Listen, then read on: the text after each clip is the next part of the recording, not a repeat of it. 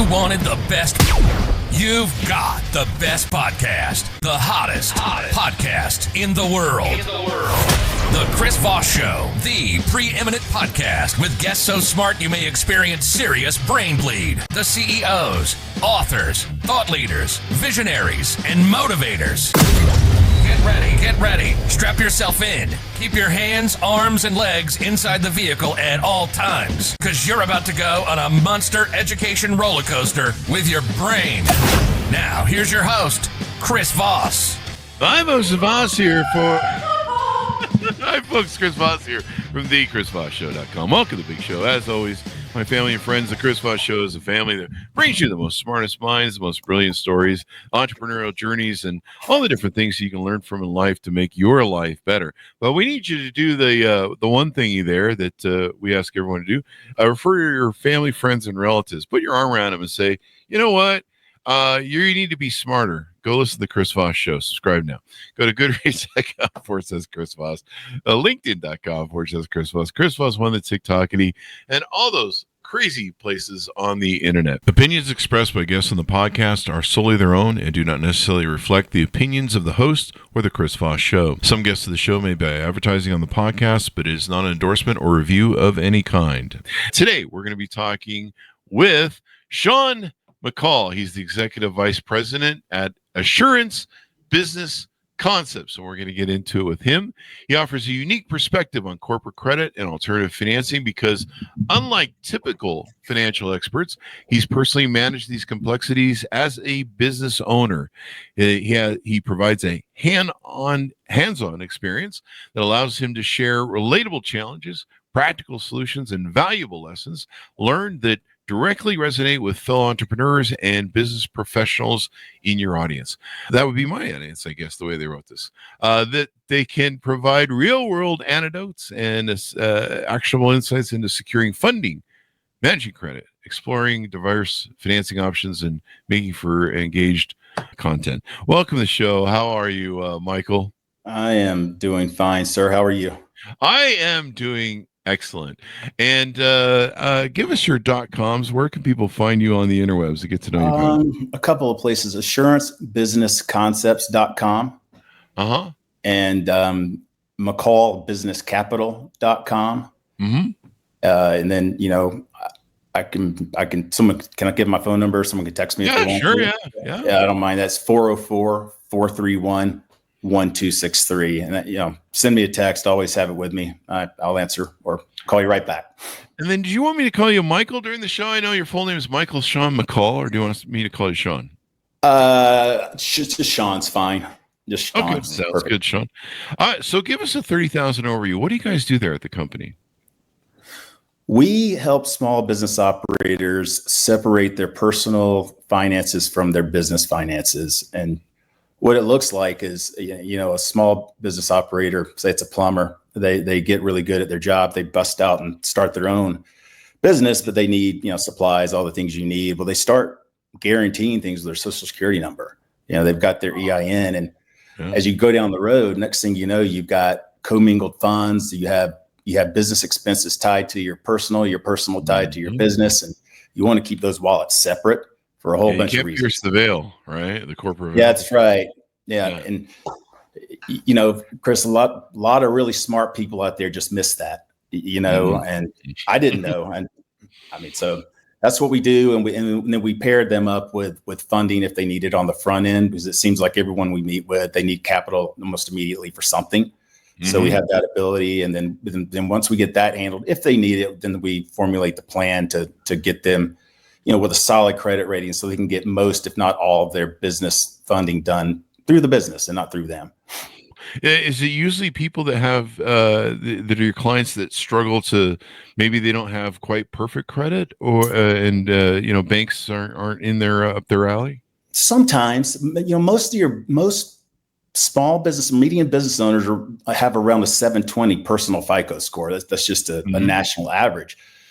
But it doesn't matter, Chris, how good your credit is. They're only going to give you so much. You could have a 800 credit score, but sooner or later you're going to run out. So what happens is they're not building any credit on the business, and they get to a point where they can't borrow personally, and then they're up against it. And With business credit, we can talk about specifics later. I don't want to bore anyone, but only 7% of vendors and lenders out there report to the credit reporting bureaus for business. Oh, really? Yeah. So, with your personal credit, when you turn 18, you start building a credit rating whether you like it or not. I mean, it's on autopilot. Mm-hmm. Business credit has to be done intentionally. Ah. And so we are aware of the other 93% that do report, and we're looking to take them from, this is a silly example, but a Home Depot personal or an Office Max personal card. They should have an Office Max business card. So they're starting to build a little bit of business credit. And there's a lot more to it than that. That's just an example. Yeah. I mean, we used to have all the Office Max cards and all the crazy stuff with my old companies. I think they all had like $25,000 lines. It's crazy. Yeah. But yeah, building business credit is smart, like you talk about. And yeah, if you commingle funds and you have, I don't know about S corps and the other corps, but I believe it does pierce the veil. But one of the reasons you have like a C corp, which we always had with our companies, was it gives you that personal asset protection, where if you get sued, they can't touch your personal assets. So you're not going to home or anything and be on the streets. But if you've commingled your funds of your personal and your whatever, and the attorneys can, map that out and find that, you were, I don't know. Yeah, there's people that slush fund the account to have fun and shouldn't do that. But, if you're just paying personal expenses or whatever, once you pierce that veil and they can identify that, then you've crossed the line and you've removed your protection, as it were. Yes, sir, you have. And you know what that gets you when you figure that out? When it's too late, it gets you a whole bunch of sleepless nights. Oh, yeah. You're lying to be, I can remember being years ago down in Seaside, Florida on vacation. And my kids and my wife and everyone else were out on the beach enjoying life. And I'm lying there in the sand looking at my POS system on my phone to make sure that we had a good Friday night because Saturday night because payroll is coming out the next Thursday. And, due to one thing or another, I was worried about being short because it was a summer. Yeah. Sitting there going, well, crap, I'm down here. I'm going to have to take money out of my personal account and transfer it over, which is not the end of the world, but it's not exactly what you want to do when you're on vacation, is slide over $20,000 out of your personal account, but you don't know that when you start. Yeah. Right? No one tells you that. I mean, unless you really get a good advisor at the start, no one tells you that. Well, that's a problem. Like me and my wife bought this tavern from a friend back when we did. And I come from the media business. I was at ESPN, I was at E! Entertainment and Fox Sports, and then went into the .com bubble that definitely burst on me. And then, my wife's a C-level executive, and I was still doing the sports stuff and doing, charity events. We bought this restaurant because it was on autopilot. That's what we were told. We had a GM, kitchen manager. This thing's doing $1.2 million a year. It's an easy $100,000 in your pocket. You and Robin don't have to do anything. Just show up, collect the checks. Yeah, right. I mean, that's not the stupidest thing I've ever done is buy a restaurant. When I could tell you a lot about writing press releases, but I didn't know the first thing about a restaurant. And so what happens is you get in there, and it's like with all business owners, you're worried about what's happening tomorrow most of the time, what bill you have to pay tomorrow, but you're not thinking about the future and the simple things. And so what we try to do is just set up that business credit line so that when they need it, they have it. And they're not jumping through hoops. For me personally, we borrowed $400,000 to get into to buy the restaurant was $5. We borrowed $4 from the SBA, and they had everything tied up, Chris. I'm talking all the equity in our home, 401ks. It was way more money in there than we needed to satisfy the loan, but it didn't matter. It was all had a lien. So along came 2018, and the interest rates went down to almost nothing. Yeah. And we were like, hey, let's refinance our house. Well, the SBA said, that's cool. You can refinance your house as soon as you pay us off. And I said, well, can we pay at the closing table like everyone else? And the answer was no. You got to pay now. Holy crap! I'm not walking around with a guy like you probably folding money, but I don't have $375,000 lying around to. Yeah, that's crazy, man. So we had no lever to pull because every bit of capital, personally was there was some, but not enough. is what we ended, to really we couldn't get any capital out of the restaurant. So we were just stuck. Later on, we were able to get a lower interest rate, but it was no help from the SBA, and they do not care. Wow. I mean, they're great. They give you loans, but you're a slave to them. So we were there, That is crazy. Yeah. And later on, I won't bore you with all, we ended up having a lawsuit with the people we bought it from. Oh, I'm sure. The rebrand, that was, $175,000. Damn. We got that done. And, we were able to do that one. And then all of a sudden, this is before COVID, in 1 week, our payroll, payroll was due, the rent was due, which is close to $20,000. And then the county comes by to do their inspection, and they tell me I need a new grease trap, and I need it next month. And it's an outdoor grease trap, which is in the ground and $30,000 or $40,000 to build. Oh, geez. Yeah, so, well, I don't know. I don't. Publix owns a strip center. Shouldn't they put it in? I can't take it with me. No, you have to do it. Oh, wow. So there we are. And you try to plan, but you don't know about that. So that week, you have to come up with $100,000, and that kind of messes with your operating capital, especially in the middle of the summer. Mm-hmm. So we were able to get an alternative equipment funding loan and make that happen through a great company that we met. And that's when I started learning about all this stuff, because we're blessed that, we would have been able to probably just shoulder it one way or another, but we wouldn't have liked it. Yeah. But man, after COVID, people didn't come back, and we were sitting there with all that extra debt on us personally. You're talking about $300,000, $350,000, $400,000 in debt after all that, not including plus the SBA loan. Mm-hmm. And thank goodness for the government. We got a grant because my wife was 51% owner, and we got PPP money. Nice. Yeah, so we ended up getting out of a lot of it. We were still servicing one debt, but man, if it weren't for that, we would carry a lot of debt to our personal. And to your point earlier, a lot of people aren't prepared, and people do lose their homes, and they do lose college funds, and that all stinks. Yeah, it really does. You've given me more thought too that I need to take a look at what we're doing in building our corporate credit. But I mean, this is something people don't do. And I remember, I think that's where we started building ours. We started getting Office Max cards and Staples and all those things back in the day, and then we just built them and kept paying them off and doing stuff with them. But having that credit profile, but there used to be a thing back in the day where there was like a credit, I can't remember what they used to call it, but there was like a credit profile of some type on you. Paydex score. A Paydex score. Paydex. Okay. It's kind of like your FICO score. It's Equifax Business. Mm-hmm. All the business bureaus, which are separate. And it's changing very rapidly. A couple of years ago, it was just the Paydex score. And if you think of a personal credit, the ranges there. Business credit goes 0 to 100. And you need to be over 70 to start getting, some decent favorable terms, talking about better rates, better vendor relationships, and all that stuff. Mm-hmm. But now they've made it much more algorithm driven. So you've got lender compliance. Oh. We have a scan that any business owner can run. It's free. And that scan takes a look at 150 data points to find out where your business is. And all we need is the EIN of your company.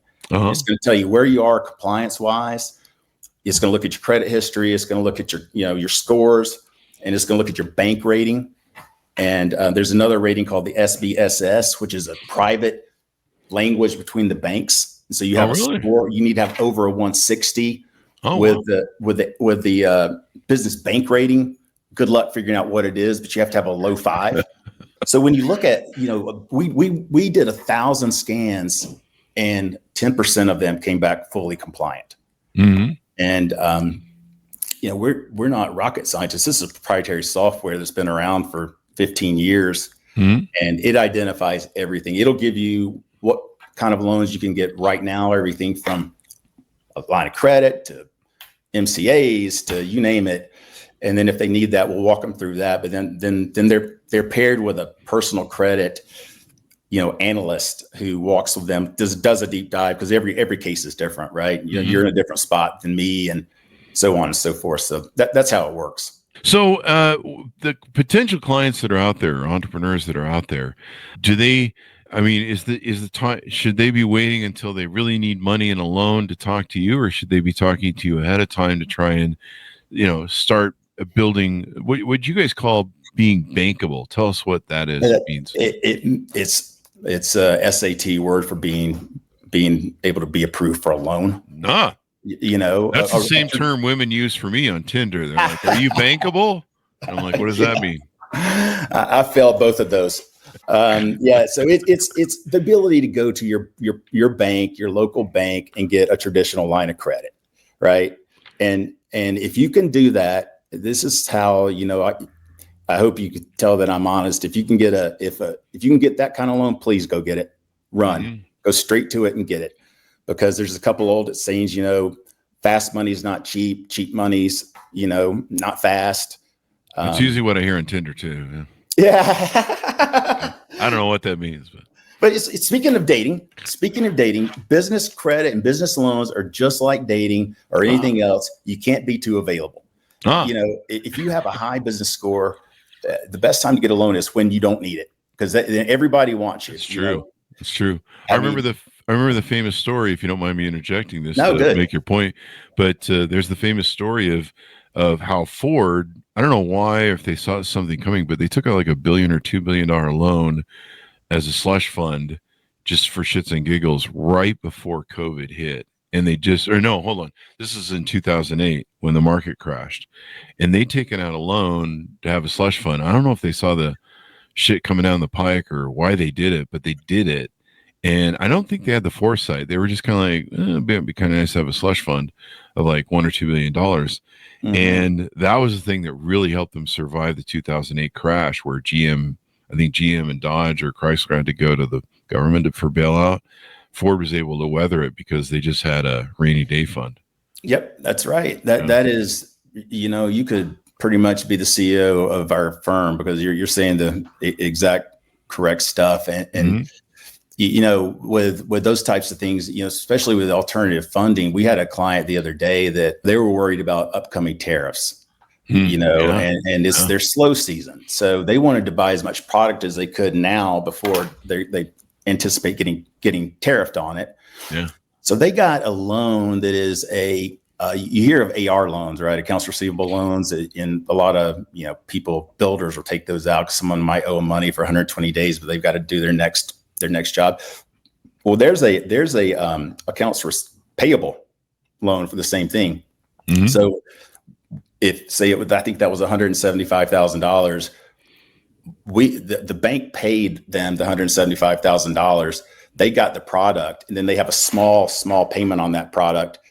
It's like 120 day, I believe, term, but it was just enough to get them through to get their product in, get to the busy season. Then they'll pay that off and they'll be done with it. But they have it in the bank, and same thing was happening back in November before the election. A lot of the companies were getting ready. Yeah.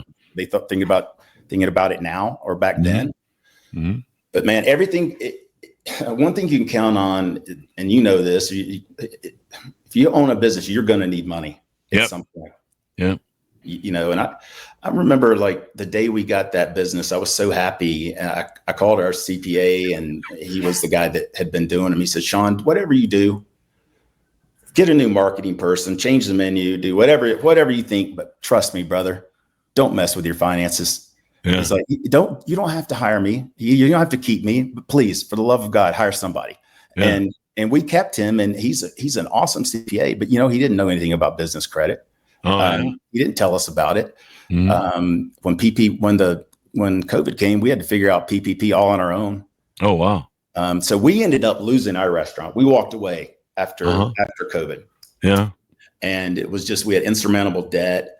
Now, my colleague he bought one of the other locations. He went the other way. He prepared. Pete is opening up his second restaurant tomorrow. Oh, wow. Yeah. And he's doing really, really well. Uh-huh. So, that's a great example of how he can use it. Opportunity doesn't wait for anybody. He had to deal to get a new restaurant that was going out of business around here. Yeah. And he bought it. Sadly, I have a kind of a friend. I met him through one of those networking groups. Young guy has a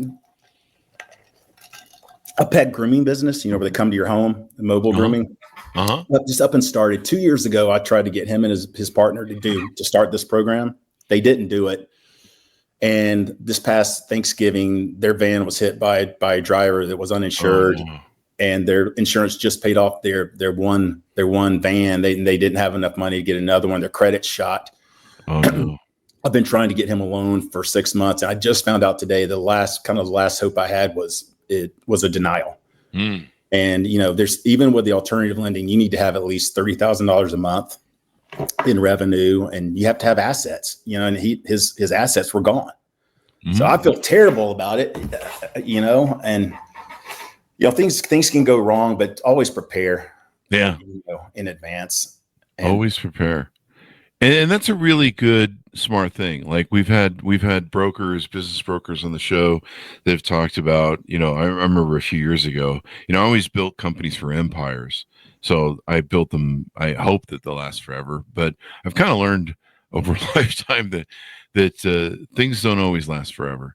And there's ebbs and tides and flows of technology and stuff. And sometimes, interest rates and the 2008 credit, the collapse crisis was pretty interesting. And, I was wondering if we're going to go through one with this tariff business. I mean, I know there's probably a lot of people that are in trouble right now that were importers from China. And, they've been kind of caught in a lurch now for almost 5 months, maybe, of this, are there tariffs or they're not, flipping around. And like you say, a lot of people are smart and they loaded up on inventory in anticipation of some of this chaos.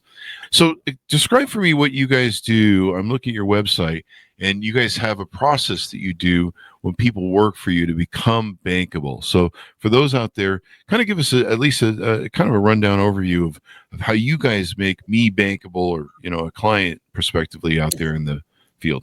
Absolutely. So the first thing we do is we run that business scan on you, and that gives us, again, it looks at like 150 data points and really gives you a pretty crystal clear roadmap of things that need to get done. And none of it is, incredibly complicated. It's just has to be done in a certain order. Yeah.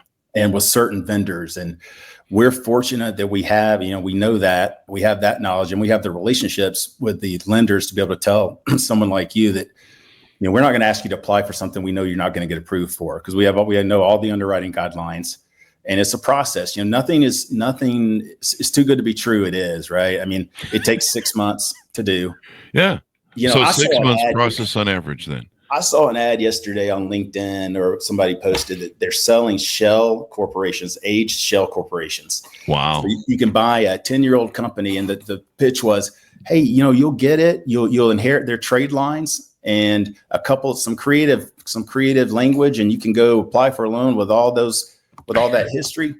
You can. If you like jail, I mean, you can't. You can sell the companies you can sell those age corporations all day, but you can't go into a bank and claim their payment histories. Yeah, that would be kind of weird, wouldn't? Because the revenue balance sheets wouldn't match, really. I don't know how. I don't want to be involved. I mean, there's a lot of shadiness out there, So. Yeah, but like I started mentioning earlier, I think I segued off of it, but. We had some folks on that, I always thought in building of empires, and we had some folks on that were like, no, you should be building your business and be preparing it from the get-go for a potential exit sale. And I'm like, God, I never thought of exiting a company, building an exit. I mean, I always thought it was a cool idea, but I'm like, God, if I'm putting this much work in, I want to keep it forever. Oh, it happens. It happens. I had a one the other day from actually a personal friend. He's had a printing company here for 30 years, commercial printing. He does really, really well. During COVID, he had to shut down, and he was maintaining $100,000 a month of buying paper on his personal credit card. Wow. So, this gentleman is, I think, 63. And he's got 2 more years, and he wants to transition that business to his brother. And so business credit will transfer to family or to a key. Oh, really? Yeah. So he got in the program to because he has the relationship with the vendors. His brother doesn't. So by the time John takes over from Pat, he'll be in a good position to continue running the firm that his brother built. So you guys get me ready for lending, working capital that might need, and you're right. And I've been in those processes where it's like all of a sudden you're like, yeah, we need a giant copier. We need a new machine. You're like, what happened to the old machine? We paid like $40,000 for that fucking thing. It doesn't work anymore. Yeah. And Bob broke it. He wasn't paying attention to training. Oh, that's great. Thanks, Bob. Bob. I mean, what about my GM at the restaurant? He called me one day and said, our ice machine's out. And I said, yeah, I know. Yeah. I've been talking to people about getting new as well. It busted. So what did you do? Because I paid to get it fixed. No, it's out. How much did you pay to get it fixed? $2,000. And I was like, CJ, I was about to buy one for $1,500. Do you think you might have want to run that by me before? Before you did? So, they just don't think $2,000 here, $100 there, blah, blah, blah. And they always think the owner's like driving a Brinks truck up to his home to dump off the cash. Oh, yeah. Yeah. We had one of my executive secretaries one time. We had her in charge of purchasing. And one day there was like a sale at Office Max. And like I said, we used to have these really crazy credit card lines with the companies I used to own. And so she bought like 2 years worth of office supplies. Heck yeah. One day, like 2 years, and you try and keep a just-in-time inventory, a JIT, we like to call it. Yeah. And you're like, you bought 2 years worth of shit on our credit cards and we're going to pay interest on that now? Enough. Yeah. You're toast. Yeah. Her job didn't last long. Hey, man, they have loans out there, these NCAs, which call you and say, hey, Chris, I see you do well here. I can give you $50,000 tomorrow just based on your sales. Put it right in your bank, and then we'll start withdrawing it once a week. And then you wake up one day 6 years later, and you've paid 80% interest. Yeah. And they have business card stacking where you can go out and you can get a business card that doesn't report to your personal credit until the day you're late, and then the day you're late it reports. And 95% of the people, if business credit within one day. Business credit's got to be paid on time. Really? It doesn't no grace period. And when you pay it late, then it affects your personal credit. Oh, so, really? You just don't want that. I got like a flood of those. Like every day I have those coming in the mail. Yeah. It's freaking insane. And it's like the same companies too. Like, and then I get these weird calls too. And you're like, after a while, you're like, is it not obvious that I'm not going to take your offer? You've sent 100 pieces of mail. I just don't get it, but whatever. Well, that's just it. You get all that stuff, but when your business is circling the drain, you don't have any time you're going to take what you can get. Yeah. That stinks. I mean, get it when the getting's good and just be prepared. I wish that day I was on vacation, I had a line of credit at my bank. I would have just rolled over and just transferred it in, and that would have been that. And again, we survived, but it was a bunch of blessings and luck. And so, the message, be prepared now, get involved now, start looking at your credit. Make sure you don't pierce that veil. I mean, one of the things we always did C Corps because I had partners and stuff, and I like the protection of it. It's a bit more much, but I got to tell you, when you get sued, you sleep so much better at night. And when you become successful, you just pick up shakedown lawsuits. I mean, it's just, people are like, you have money? All right, let's sue this guy. And it's just insane, some of the different things that you go through. And having that C Corp protection, or, even there's some protection with S Corps and limited liability partnerships and stuff, but you have to make sure you don't pierce that veil and commingle your funds. I mean, that's Absolutely. Just that will make you lose sleep at night, especially if you're in a lawsuit, because you're it will. I mean, I had the added pleasure of thinking that my wife was going to murder me if the restaurant did poorly. I mean, she just divorced you. That's more painful. I've read some of your material. I still can't win an argument with her. There's splitting the difference. That she's on that side, but you just get in a jam and you just never know what's coming. I mentioned earlier that the cash flow problems don't announce themselves, and 82% of businesses fail because of cash flow. And 82%, wow. Yeah, and not necessarily because they don't have the money; it's because it's just in the wrong spot at the wrong time. I mean, we used to loan money to businesses and buy them out, just small businesses. I'm not that rich. But one thing that we always find is they'd be like asset rich, but cash poor. Yeah. And so, it'd be some guy who had like, $400,000 or $200,000 or something.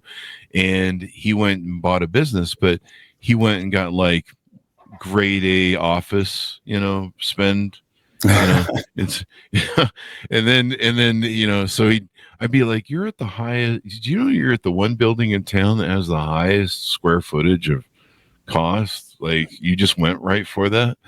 And then, usually they have like, high-end computers and high-end furniture and high-end everything. And, like they're a barbecue place, and they not only started the barbecue thing, but then they bought some expensive barbecue truck, and so, and a lot of that's out there, man. I mean, and so a lot of business brokers, and then I learned that from them in offering loans was, you have these people that they're cash poor, but they're asset rich. And so, you can give them some walking money, but you can be like, I'm going to save you from bankruptcy. But yeah, this is your dream, but it's dead. You killed it. And it's a hard thing to do, but you can't keep them around because they just sink the company. They're the problem, actually. Yeah. I've heard that many times at my company, but somehow I'm still here. My employees are like, you are the problem. And I'm like, you're right. And, but I'm also the boss. That's so good. Yeah, being prepared for these things, be prepared, use your Boy Scout thing. I think is the important lesson here, because like I said, being prepared to exit your company, being prepared to build its credit, and like you say, that credit, if you build it, it will go to the next buyer, correct? If there's a buyer for a company. Situationally. Okay, situationally. The key man, family member, and there's ways to structure that too. You could start a couple years earlier. You could start a couple years earlier. Yeah. With a with one of your key employees or something, but not at the last minute. It's not one of those.